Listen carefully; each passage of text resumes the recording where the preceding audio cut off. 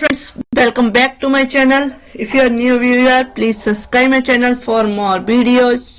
तो आज हम स्टार्ट करते हैं एक मोटिवेशनल स्टोरी के साथ, एक मोटिवेशनल वीडियो के साथ। ना अच्छा कहो ना बुरा कहो, तो ये हमारा टाइटल है वीडियो का, ना अच्छा कहो ना बुरा कहो। तो वीडियो को लास्ट तक देखिएगा, तभी समझ में आएगा कि क्या स्टोरी है और क्या कहानी है इसकी।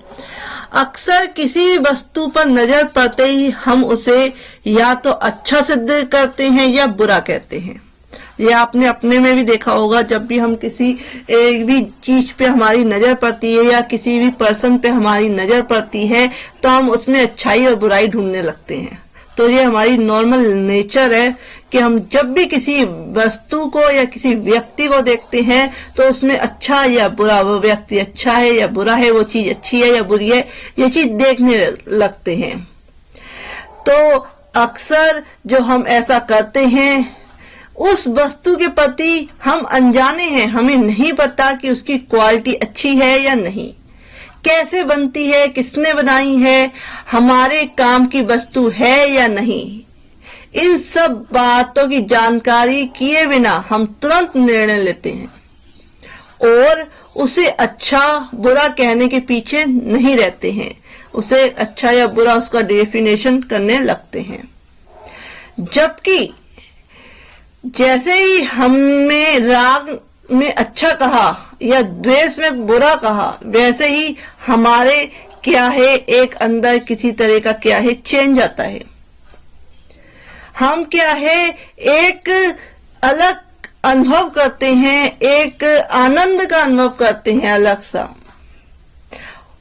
अगर हम जो है राग, जो द्वेष जो है उससे बचना चाहते हैं तो इसका एक प्रत्यक्ष उदाहरण है। मैंने प्रत्यक्ष आंखों से देखा था कि सोनागिरी के एक घर के आंगन में पिंजरे में एक तोता बंद था।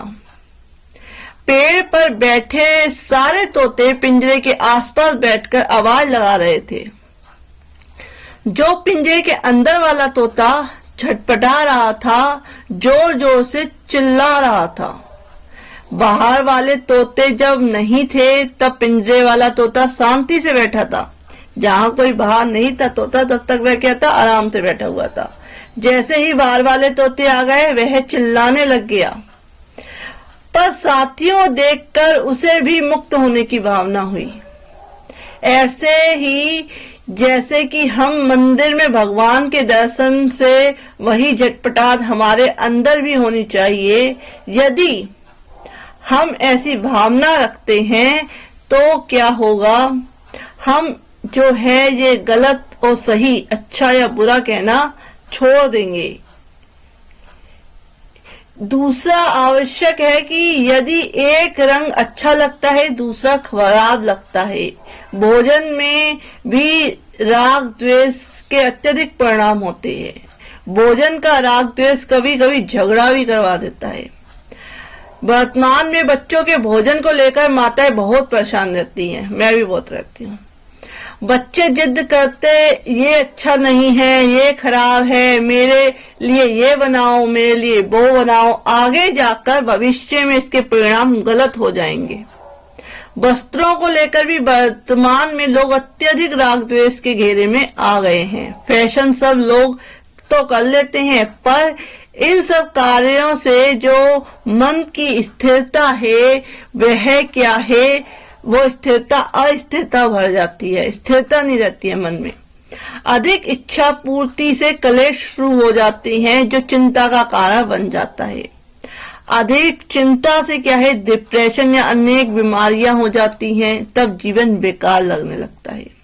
इसलिए जो संसार में दिन भर अच्छा बुरा करने की प्रवृत्ति ही हमारे कष्ट, दुख, संकट, बीमारी आदि का बढ़ाने का कारण है। हम क्या है, भगवान के सामने कोई चांदी के नारियल चढ़ाएं तो वे खुश नहीं होते, कंट्रोल के चावल चढ़ाएं तो नाराज नहीं होते। इसी प्रवृत्ति को सप्ताह में एक दिन अपने ऊपर भी लागू करके देखें, अथवा दिन में 1 घंटा नियम लें कि हम ना तो किसी को अच्छा कहेंगे और ना ही किसी को बुरा कहेंगे। जीवन में परिवर्तन की संभावनाएं प्रारंभ हो जाएंगी। सुख शांति आपके सामने हाथ जोड़कर खड़ी हो जाएगी। स्वयं को भगवान बनने के रास्ते खुल जाएंगे और परिवार वाले, मोहल्ले वाले सब खुश हो जाएंगे। एक गांव में एक विद्वान रहता था। उस व्यक्ति के पास एक घोड़ा था। एक दिन वह घोड़ा कहीं चला गया। गांव के लोग इकट्ठा हुए और विद्वान के आगे शोक प्रकट किया कि आपका घोड़ा भाग गया, बहुत बुरा हुआ। विद्वान ने कहा कि ये कहो कि घोड़ा भाग गया, ये मत कहो कि बुरा हुआ। कुछ दिनों के बाद वो घोड़ा जंगल से 10 और घोड़ों को साथ लेकर वापस आ गया। गांव वाले खुश हो गए और विद्वान से जाकर बोले, आपका घोड़ा 10 घोड़ों को और लेकर आया है, बहुत अच्छा हुआ। विद्वान फिर बोले, घोड़ा 10 घोड़ों को लेकर आया है, ये मत कहो कि अच्छा हुआ। कुछ दिनों के बाद विद्वान का लड़का घोड़े पर जा रहा था। घोड़ा चंचल था, उसने लड़के को गिरा दिया।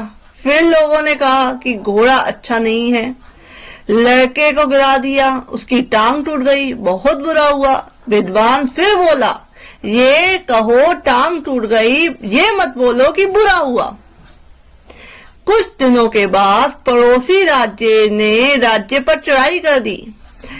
गांव के सारे लड़के युद्ध में गए, पर विद्वान का लड़का नहीं गया क्योंकि उसकी टांग टूट गई थी। फिर लोगों ने कहा कि ये तो अच्छा हुआ कि टांग टूट गई, वरना युद्ध में जाना पड़ता।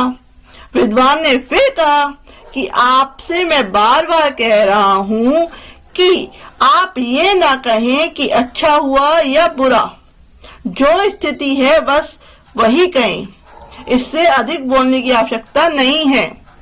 लड़का युद्ध में नहीं गया, ये कहें, ये ना कहें कि अच्छा हुआ।